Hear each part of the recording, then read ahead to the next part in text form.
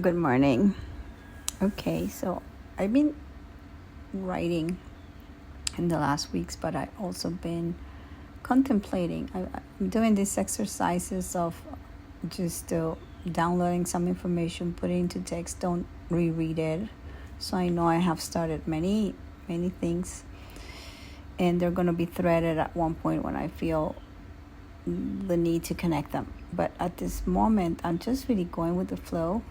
It's been quite amazing this semester, I would say, where I really allow my emotional body to ride through the wave.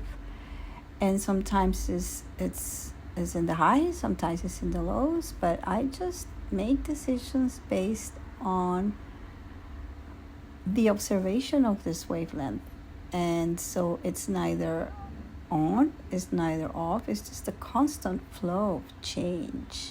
And it will find an equilibrium at the moment that I stop to observe it. So this given me a lot of space to trust my body, to trust it in ways that I've never trusted before, because I usually allow my mind to interfere, because my mind is always logically trying to find certain answers to make sense of what I'm reading, of what I'm listening to, of what I am getting triggered by, or it's just like a processor. It's a processor like in the computer, and I'm very good at like absorbing a lot of information, and then when the right question comes, I stop and I start seeing the patterns and seeing if there's any way that I can connect one thought with the other or one word with the other. And then I still allow some inspiration to come through by itself without having to force it. So another thing that is happening with me is I'm under a lot of information coming through, because I decided some months ago, or even a little bit more than that, to start inquiry about certain things about history that I thought I knew, or I learned, or they were taught to me in a specific way. And what I've noticed is that everything that I am inquiring is either extremely new, so they're concepts I never put together or realized that they even existed, or I have been revising what was my position then. And then could be 20 years ago, 30 years ago, 5 years ago. So instead of getting crazy with all this info, because it's a lot, what I've been doing is like really allowing my body to tell me where to go next. There's a lot of trust in me right now that I know that if I have the intention very clear every day, even at the beginning of every activity that I have, I know that I'm going to be guided by something bigger than me. So I've been feeling a lot of warmth in my heart. I've been feeling very connected to the whole cosmos in ways that is very loving, without having to be bypassing other how would I say the word, like other situations that are happening, because I'm becoming very aware. It's almost like the processor that I have between my eyes and my emotional body and my instincts and my intuition is just allowing to find its own equilibrium when it's needed at that specific time. I've also been directing very much my meditations. It's like every day I do a different one, but it's very much directed of things that I would like to work on in different timelines. So what is it about 3 years from now? What was happening 3 years ago? How can I merge that? What are my needs for today? What are my needs for the week? And so on and so forth. So it's interesting to see that time in itself doesn't exist, and it is represented very much by this wavelength that can have different frequencies, and within those frequencies I can tune to it and make things happen in a way. How do you make things happen? Well, I make things happen when I put attention to them. So let's say that I want to achieve something, and within that intention I have an aspiration, and with that aspiration, which is, I'm going to stop there, take a deep breath.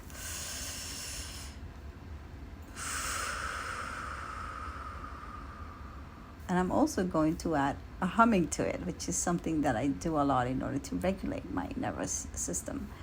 So I'm going to take a deep breath. I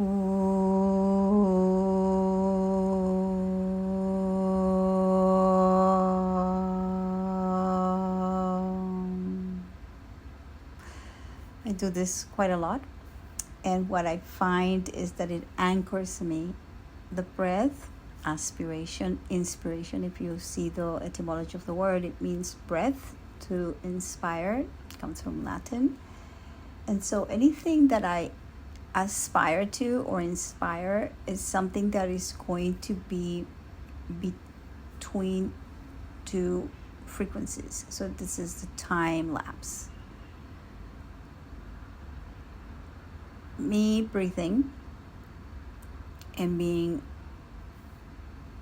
conscious about my breath can also be the way I navigate my life, because it's the most valuable thing I have is time, the time I'm living, and the most valuable asset within that time is my breath. If I don't breathe, I don't live, and then there's no Monica.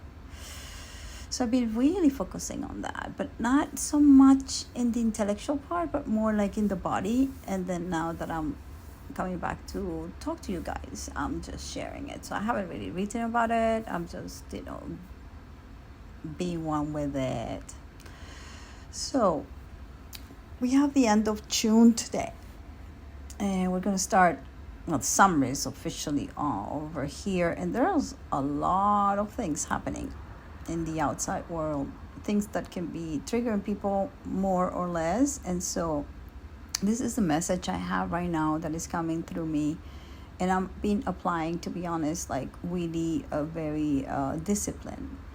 It is, if I really connect to my heart and connect to the things that make me feel, and I am aware of my emotional body, as I was describing before, and I don't get driven by my emotions, but rather I respond to it at what is needed at the moment, then I am already bypassing a problem that a lot of people have. That is I'm leaving that state of survival that doesn't allow any creativity to be happening. And instead I have all this time, breath, aspiration, to create new things. It is a very creative energy.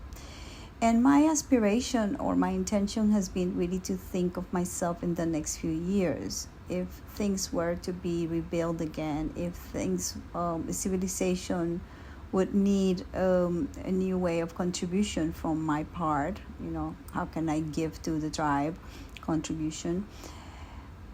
What is it that I can bring forth? And so I've been really, really focused on a lot of tools that I have learned, a lot of ways of thinking that are different that I have been looking into it, and see how I can actually embody this to be in service to humanity. So civilization is a very important word, and I made a lot of inquiry with that. I just finished a couple of weeks ago my Austrian economics 9-month seminar with Sefedian, and I have to admit that it was very impactful in my life. It has been something that I never expected to give me so much material, and I am now invested in the possibility of doing a further inquiry as to how to synthesize this with also another theme that I find very interesting and also relevant in my life, which is psychology. So I know I'm not making sense here. My eyes are closed and I'm trying to pick up the right words that are coming through me. So in summary, what I'm trying to say is like all this paying attention to my breath and having all these intentions really focused by doing specific meditations have allowed me to already start thinking forward not because I want to live in the future, but I want to make sure that when the future arrives, which will arrive even tomorrow, I am really in my most present moment, with the intention of being connected to source, being one with it, and also living the intentions and aspirations I had previously committed to. So it's a practice. It's a practice. Of course, I follow the moon, I follow the planets, but I don't let them drive me. I'm aware of them. I'm aware of the energies. I don't blame Mercury. I don't blame the moon. I don't never blame anything. I am always aware of like certain energies being a little bit more stressful than others. And in that sense, I am very grateful that we have Jupiter where we have it. It's a little bit schizophrenic, but it is good because he has given me a lot of support and going to subject matters that I never thought I would actually read about or listen to. And so I'm enriching my vocabulary, but also my concepts, and trying to make sense of the meaning of where we're at right now. I always been looking for that meaning, but I don't want to identify with these ideologies, because the moment that I completely identify with any of them, then I'm cooked. I'm not free anymore. So my process is just to be able to acknowledge them, to synthesize them, to see how I can become more proficient in certain things, so I can give back to civilization, to society, so we can build something that it is meaningful, as opposed to being, I don't know, puppets of a bigger scheme. So asking questions has become a vital activity in my day-to-day. I ask questions, everything I read, I ask, not if it's true, it's like, how do I relate to that? I'm reading about history, politics, ideologies that have shaped the civilization of the last, 300 years, even more. So I'm interested in seeing how we got severely programmed. And I can assure you that one can get out of the program. One can get out of the matrix. So that's where I am right now. So there's a new moon coming this week, and I know there's some other planetary aspects that I will have to look at. Let me pause this to see if I can look at something. Oh yeah, so the new moon is going to be squaring the nodes. Venus is still in Cancer. The new moon is in Cancer. And we had Saturn going retrograde yesterday, and I believe Neptune is going to follow in the next couple of days. I actually have felt that it is necessary to slow down. And when planets are in retrograde, their movement slows down a little bit, so we go even inward. So this is great. I was born with Saturn non-retrograde, but direct, and in Pisces. So I understand this energy quite well. The energy that we're living right now, where like there's no definition, we don't know what is a boundary, but I'm actually working so much on my boundaries, my personal boundaries. I have Saturn in my first house, so I did work around that last year. And now it's in my second house, so it's like how I am supporting, because Saturn is a supporting factor. Once it defines, which is a limitation, it can also be transformed into something very supportive. It will hold you, it will protect you. So being my second house, a lot of people are scared, like, oh my God, Saturn is second house, money. And I'm like, no, it is like, I've been studying what money is. I've been studying what economy means. I've been preparing for this moment, because it's not about focusing on the scarcity of not having, but actually focusing on the scarcity of the meaning of a value in life. This is really the key. So I'm going to say it again. If you focus on the scarcity of not having, obviously the hole is going to get bigger. But if you actually make time to understand what is it that you value in your life, those things that you value, which could be your life per se, your own life, the time that you have in your life, the time you have to breathe from breath to breath, and you understand how scarce it is, because you don't know when that last breath is going to be. That's the most valuable. And then you start making very wise decisions about how you relate to everything that is valuable in your life, everything that you need.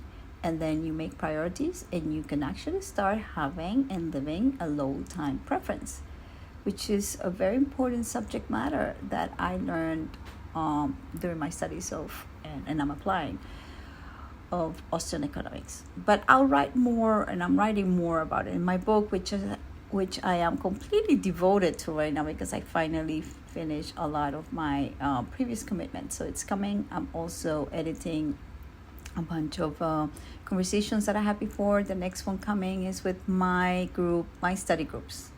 I facilitate these beautiful study groups, and for almost 2 years or a year and a half, and they've been so important supporting my progress of individuation. So I'm gonna finish right now, get back to editing, and I'm gonna put this Substack up so you can listen to my voice. As you may have noticed, there's a transcript that is always attached to it.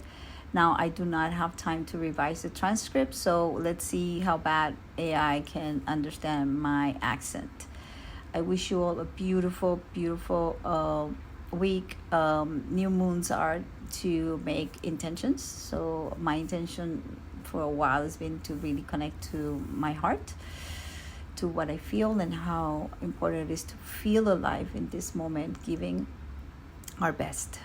And so I can contribute to this civilization in positive ways and inspirational ways. That's really what it is. That's it. Bye.